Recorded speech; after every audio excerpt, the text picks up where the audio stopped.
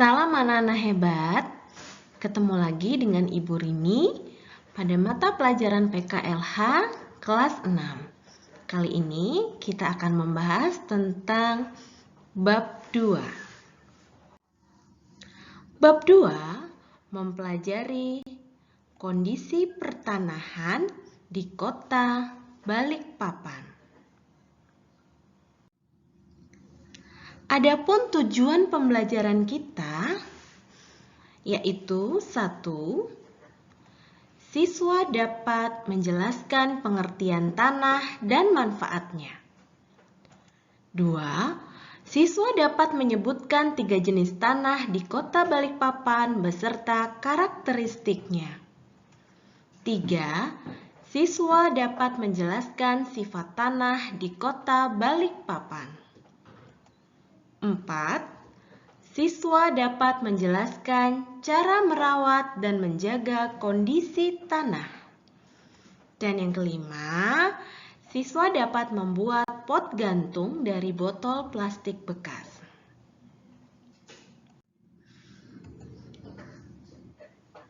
Ini yang akan kita pelajari, yaitu kondisi pertanahan di kota Balikpapan.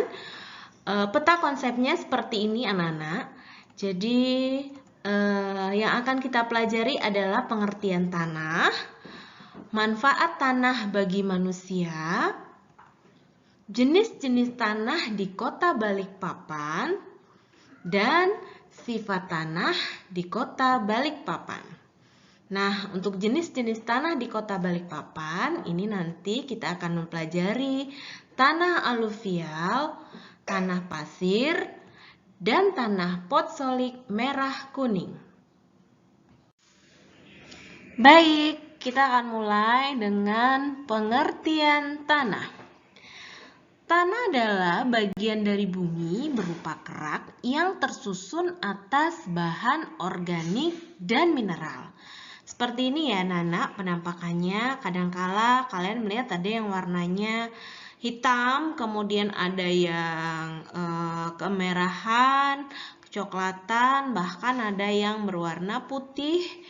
Jadi ada beberapa jenis tanah. Nah, yang akan kita pelajari adalah jenis tanah di kota Balikpapan. Nah, bahan organik yang merupakan unsur pembentuk tanah itu berasal dari tumbuhan dan makhluk hidup yang terurai kembali di dalam tanah. Bahan organik tersebut bersama dengan mineral mengalami proses fisika dan kimia untuk membentuk tanah. Kandungan bahan organik dalam tanah juga mengalami proses biologis. Hal ini membuat unsur-unsur hara dalam tanah dapat digunakan oleh manusia untuk bercocok tanam sehingga dapat memenuhi kebutuhan pangan makhluk hidup, ya. Nah, kira-kira apa saja nih manfaat tanah bagi manusia? Yang pertama, ini kita lihat ada gambar rumah ya. Nah, ini apa fungsinya? Tanah dapat digunakan untuk tempat tinggal dan tempat melakukan kegiatan. Jadi rumah ini kan dibangun di atas tanah.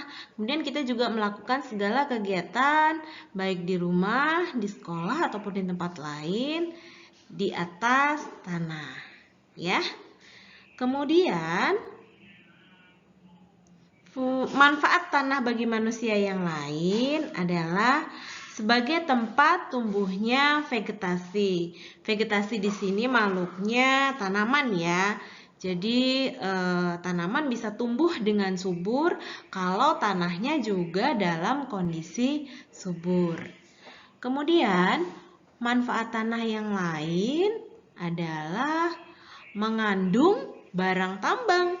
Kalau dari gambar ini kita bisa lihat batu bara anak ya. Oh iya, barang tambang itu apa? Barang tambang adalah barang yang diambil dari dalam bumi.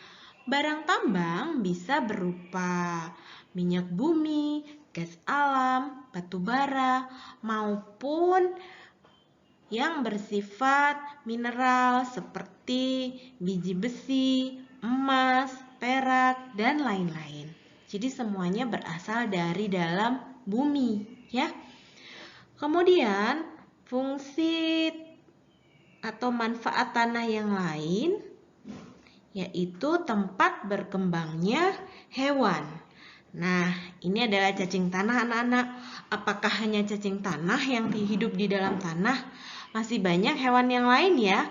Ada tikus tanah, kemudian serangga, contohnya semut ya, dan berbagai mikroorganisme lain yang tentunya bisa membantu kesuburan tanah.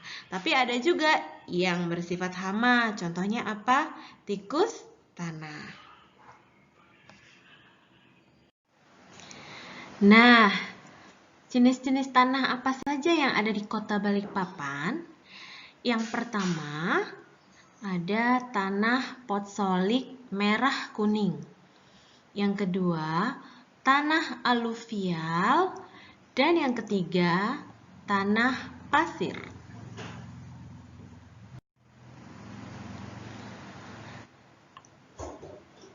Tanah potsolik merah kuning. Seperti ini penampakannya anak-anak. Jadi warnanya itu cenderung kuning atau kemerahan ya. Coklat kemerahan atau coklat kekuningan.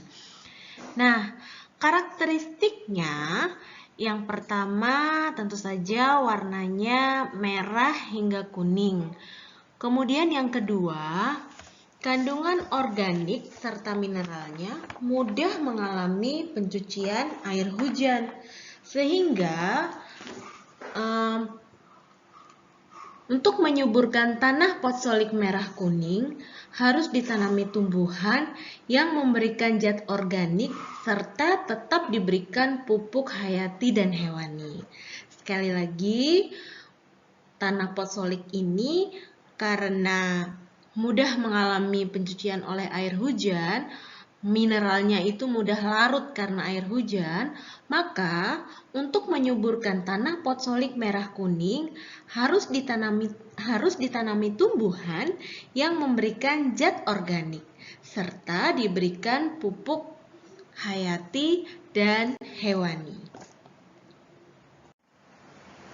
Nah, bagaimana persebaran tanah potsolik merah kuning? Tanah potsolik merah kuning tersebar hampir di seluruh wilayah Kota Balikpapan, anak-anak. Tanah di Kota Balikpapan yang terbesar memang adalah jenis tanah potsolik merah kuning karena mencapai 80% dari luas wilayah Kota Balikpapan. Jadi di Balikpapan ini jenis tanah yang terbanyak adalah tanah potsolik merah kuning. Nah, tumbuhan apa saja yang dapat dibudidayakan pada tanah potsolik merah kuning ini? Anak-anak pasti tahu kan, ini tanaman apa? Bagaimana dengan yang ini? Oke. Yang ini namanya adalah bawang merah. Kalau yang berbentuk bunga ini adalah bunga rosella merah. Bunga rosella merah ini bisa dijadikan teh anak-anak. Jadi bunganya dikeringkan, dijadikan teh, kemudian tehnya itu berkhasiat untuk kesehatan. Demikian juga bawang merah banyak manfaatnya untuk bumbu masakan ya. Kemudian juga bisa untuk mengobati masuk angin dan lain-lain. Baik, kita lanjut ke jenis tanah yang kedua yang ada di Kota Balikpapan, yaitu tanah aluvial. Tanah aluvial merupakan jenis tanah yang terjadi karena endapan lumpur. Nah, biasanya terbawa oleh aliran sungai. Seperti ini gambarnya anak-anak. Bagaimana karakteristiknya? Karakteristik dari tanah aluvial yang pertama berwarna coklat hingga kelabu. Kemudian sangat cocok untuk pertanian padi dan palawija. anak-anak masih ingat apa itu palawija? Palawija itu adalah tanaman alternatif pengganti bahan pangan. Jadi tanaman selain padi. Bisa jagung, wortel, tanaman sayur-sayuran, ya. Kemudian karakteristik tanah aluvial lainnya yaitu teksturnya lembut dan mudah untuk ditanami tanaman. Bagaimana persebaran tanah aluvial? Nah, tanah aluvial mayoritas terdapat di kawasan sepanjang Jalan Soekarno-Hatta, yaitu di Kecamatan Balikpapan Utara, dan di Kelurahan Gunung Binjai, yaitu di Kecamatan Balikpapan Timur. Nah, tanaman apa saja yang bisa dibudidayakan pada tanah aluvial ini, anak-anak? Coba kita tebak, ini ada tanaman apa saja ya? Yang ini, siapa yang tahu? Ini adalah tanaman lada. Ada yang pernah lihat lada? Betul, lada itu bumbu dapur. Lada nama lainnya adalah merica. Nah, sebelum menjadi merica, tanamannya seperti ini, anak-anak. Kemudian yang ini, ada yang tahu ini tanaman apa? Ini juga bumbu dapur. Ini namanya tanaman kemiri. Kemudian yang ini kalian pasti tahu karena di sini menghasilkan getah berwarna putih. Ini adalah tanaman karet. Nah, yang ini apa, anak-anak? Ini tanaman kelapa sawit. Siapa yang suka makan coklat? Ada yang tahu bentuk tanamannya seperti apa? Ya, seperti ini ya. Ini adalah tanaman buah coklat atau tanaman kakao. Nah, yang ini pasti tahu. Ini pisang. Nah, ini juga merupakan salah satu tanaman yang bisa dibudidayakan pada tanah aluvial. Ini apa ya? Ini adalah tanaman kopi. Nah, sebelum menjadi biji kopi dan kemudian kopinya menjadi serbuk, tanamannya bentuknya seperti ini, anak-anak. Berikutnya, yang ini adalah tanaman pinang. Nah, tanaman pinang ini biasanya dicampur dengan sirih. Biasanya nenek-nenek kita dulu sering menggunakannya ya. Kemudian ini adalah tanaman kapuk. Itulah jenis-jenis tanaman yang cocok dibudidayakan pada tanah aluvial. Jenis tanah yang berikutnya adalah tanah pasir. Tanah pasir merupakan pelapukan dari batuan pasir. Tanah ini biasanya banyak ditemukan di daerah sekitar pantai. Nah, gambarnya seperti ini, anak-anak. Warnanya memang cenderung lebih putih dibandingkan tanah aluvial dan tanah potsolik merah. Bagaimana karakteristiknya? Yang pertama, tanah pasir tidak memiliki kandungan air dan mineral. Kemudian teksturnya sangat lemah karena tidak memiliki kandungan air dan mineral. Bagaimana persebaran tanah pasir di kota Balikpapan? Tanah pasir tersebar di sepanjang Kelurahan Klandasan, yaitu Kecamatan Balikpapan Kota, kemudian di Kelurahan Karangjoang, yaitu Kecamatan Balikpapan Utara, di Sepinggan, Kecamatan Balikpapan Selatan, hingga Manggar, Lamaru, dan Tritip, yaitu di Kecamatan Balikpapan Timur. Nah, jenis tanaman apa saja yang dapat dibudidayakan pada tanah pasir? Anak-anak lihat, ini ada tanaman apa? Sayur-sayuran ya. Ini ada pare, kemudian bawang merah, daun bawang ya. Jadi jenis tanaman sayur-sayuran. Kemudian berikutnya juga cocok untuk tanaman buah-buahan. Salah satunya ini anak-anak, buah apa ini?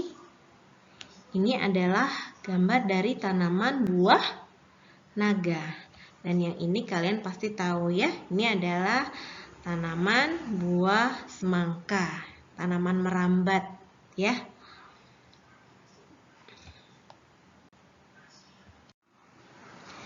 Kemudian, bagaimana sifat tanah di Kota Balikpapan? Tanah di Kota Balikpapan memiliki sifat labil, anak-anak. Labil artinya mudah terkena atau mudah larut bersama dengan air hujan. Nah, adanya sifat labil ini membuat sebagian tanah di Kota Balikpapan mudah mengalami bencana seperti erosi atau tanah longsor. Jadi, sudah sewajarnya warga masyarakat Kota Balikpapan merawat dan menjaga kondisi tanah. Ada beberapa hal yang dapat dilakukan untuk merawat dan menjaga kondisi tanah. Di antaranya, yang pertama, melakukan gerakan menanam pohon di daerah-daerah berbukit dan gundul serta pada lahan yang kosong. Yang kedua, mengurangi sampah plastik karena sampah plastik tidak dapat diuraikan dengan cepat dan sempurna oleh tanah. Nah, untuk mendukung langkah ini, pemerintah Kota Balikpapan menerbitkan Peraturan Wali Kota Balikpapan Nomor 8 Tahun 2018 tentang pengurangan penggunaan kantong plastik. Cara yang ketiga, dengan membiasakan membawa tumbler ke sekolah maupun pada saat bekerja. Dengan begitu, kita mengurangi penggunaan plastik. Itulah beberapa cara untuk merawat dan menjaga kondisi tanah agar tetap lestari dan subur. Baik anak-anak, demikian penjelasan dari Bu Rini tentang kondisi pertanahan di Kota Balikpapan. Jangan lupa untuk mengerjakan tugasnya ya. Nasi goreng rasanya gurih dimakan di Kota Surabaya. Ibu haturkan terima kasih atas perhatian anak-anak semua. Baik anak-anak, Assalamualaikum warahmatullahi wabarakatuh. Salam anak-anak.